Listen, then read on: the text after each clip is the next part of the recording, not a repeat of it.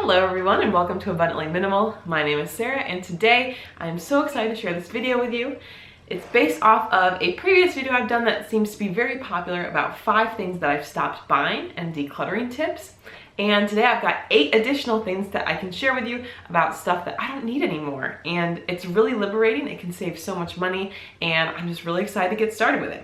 Before we do, real quick, I do just want to say thank you to everyone who's been subscribing. We actually, just the other day, reached 100 subscribers, which I know is nothing, that crazy. There's people with significantly more than that. And for me, it's not about the numbers, but it's just exciting to see that there are a lot of people out there who are interested in this message for minimalism. I think there's so much good that can come from it. It can really dramatically increase your happiness.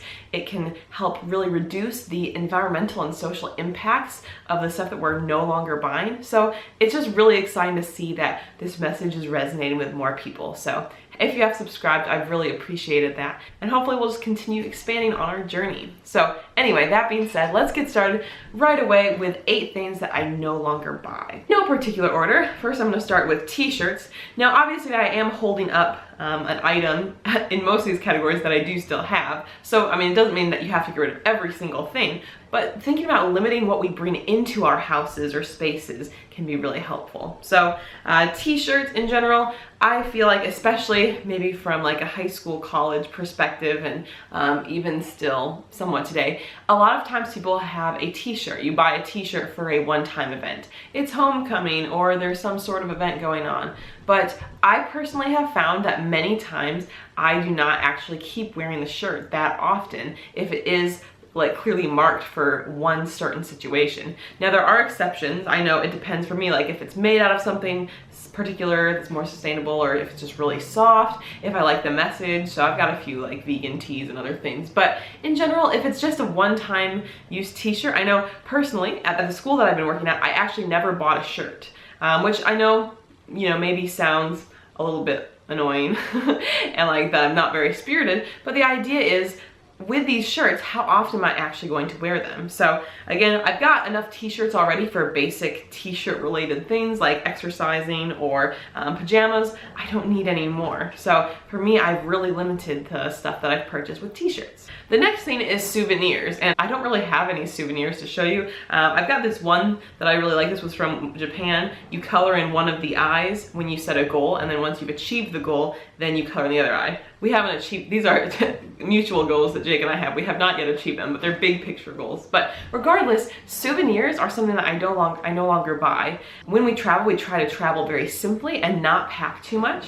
And especially if we're just using our backpacks and going all around, it would really add a lot of space and excess stuff to what we're carrying around if we were to be buying souvenirs. So it makes it really simple to just avoid that. I focus on my memories and pictures that I take to be my souvenir. So one thing I love about taking pictures while traveling, and I do way too much, I've got like too many photo files, but I have historically taken way too many pictures on some trips. But what I love about looking back at pictures is that it really takes you back into that moment. For me at least, I can exactly visualize it, and so I think it really helps to create vivid travel memories. Whereas if, some little junky thing I bought in a souvenir shop, like, I don't really think it's got the same effect, at least for me. And so also, sometimes with souvenirs, they can be really expensive or just like really low quality items. So just avoiding the souvenirs altogether is nice, and it's one less thing to worry about. You don't have to worry about souvenir shopping while you're traveling. The next thing I no longer buy are batteries. This is actually just a rechargeable battery charger, I guess. We recently made the switch just because it always felt, and there's not that many things that we own actually that still use batteries. It's like remotes and things, but it was just so annoying to have to like go to the store and buy new batteries because it seemed like we were always running out, and sometimes they expire. We never know what to do with them when they're gone. We kind of just keep them in a baggie to dispose of properly at some point. Doing the rechargeable batteries thing has been really helpful. I'm just really, really happy about this and can cut down on the waste. My next thing that I've stopped buying is not necessarily something that I purchase, but it does add up and it makes me feel kind of uncomfortable. Not as many like plastic bags at the stores. So like for example, bulk bins and other related things, or produce bags.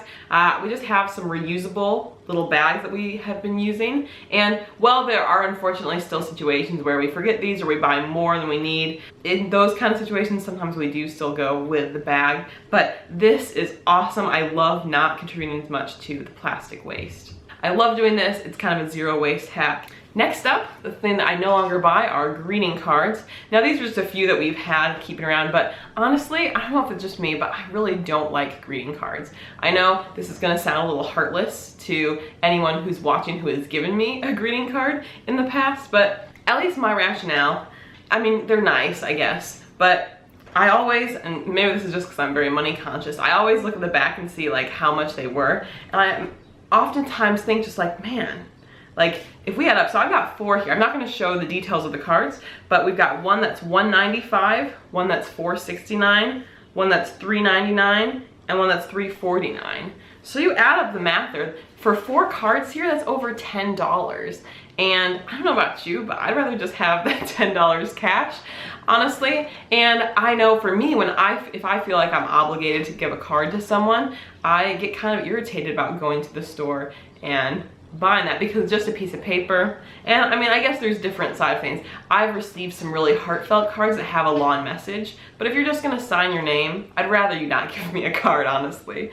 But as far as hacks to how to get around this, if you do feel constrained or certain situations where you need to give a card, I have made my own cards before. It's even kind of fun to repurpose other household items as cards. So we had like an old DVD case one time that we turned into a card. I've taken cardstock or construction paper I had and folded up basic printer paper into a card, do a little design. I mean, I'm not fancy with it by any means, but you can also take an old card. I don't know if this is just too much, but basically you can cut up the old card and just use the front part as a postcard, assuming there's not a really long message inside. So that is an option as well.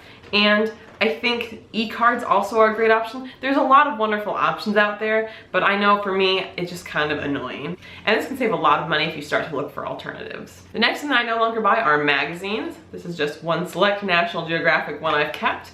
In general, I wasn't really ever someone who bought a lot of magazines, but it seems like there's so much digital content available these days, and there's not just a need. I found myself getting these magazines but not necessarily reading them all the time. So with that, I had a giant stack of National Geographics and a few others that have accumulated over time, and decided, you know what, which ones am I actually going to read? And so I've definitely pared down the number. I've got a few National Geographics still, but otherwise it's much more reduced than it used to be. So that's really great, and again, save any money you can, I think is really exciting. Next up, a thing I no longer buy are picture frames. So this is one select one that we have. I used to for a while. I think it comes along with the photo thing. I used to be really into having picture frames, and I just thought, oh, in my house, like in the future, like this was when I was younger, I want to have so many pictures on the walls and out and about. And we started doing that. I had a lot of picture frames, but then I realized that they didn't really give me that much value when they were sitting out. I mean, it's like nice, but how often do I actually look at the picture? And then I just have to like be dusting them here and there when I was actually dusting. But anyway, I feel like they were no longer necessary. We've got a few strategically placed ones around the house, but I'm realistically much more likely to pull up my pictures on my computer and look at them there, or watch them on like a video slideshow, than actually look at the picture frame. So again, select few, but for us that saved a lot of space, and picture frames can be kind of pricey. I think this one was like $12 maybe. Otherwise, I don't really need to do that anymore. And then finally, I actually couldn't find anything around the house to relate to this. I've stopped buying any holiday decorations. Again, I know some people get really into the holidays. For me, I'm not as much of a holiday person. I mean, I'll enjoy the day. But honestly, I don't need a lot of knickknacks around the house to help me get into the spirit of some sort of holiday. One aspect of minimalism that I think is really important is to be reflecting on what gives you value. And even though for a lot of people, I'm sure that the holidays give them immense value, but for me, I don't really care too much about some of those knick-knack kind of items. So even one that's maybe specifically controversial because of my minimalist tendencies and my frustration with knowing the truths of a lot of the items that we purchase, I don't like the gift giving sort of thing. And I actually again, this is different than when I was a kid, but I actually don't want to really ever have a Christmas tree. You know, that's something, again, that's, maybe controversial, but for me, I'm not really celebrating it from the religious side of things. I don't like the idea because either you are cutting down a tree and putting it in your house, which makes me really sad because I love trees. I know there's sustainable forestry initiatives. And so you think, well, just do a fake tree, but the fake tree environmental implications are so bad that it's better environmentally to buy and cut down a new tree every year for your whole life than to buy an artificial tree. So it's like, okay, this was actually, I think 2 years ago that I looked this up, but you can look up forced labor from around the world, and Christmas decorations are one of the top forced labor produced items made in China. So it's like, I don't want to contribute there. And then ornaments, I don't know, it's just like a lot of these little knickknacks you put on the tree, and then what is it, like, what is the intention of it? Is it just to have a bunch of gifts underneath? Because I don't want that either. So it's up to you. I think that's where it's important to reflect. Maybe what I'm describing here sounds a little bit crazy, but for me, that's honestly what I think, and avoiding all of that saves a ton of money, saves time, saves space, especially if you're just using it for a fraction of the time during the year. Think about what matters to you, I think, can be really helpful when deciding things that you no longer need to buy.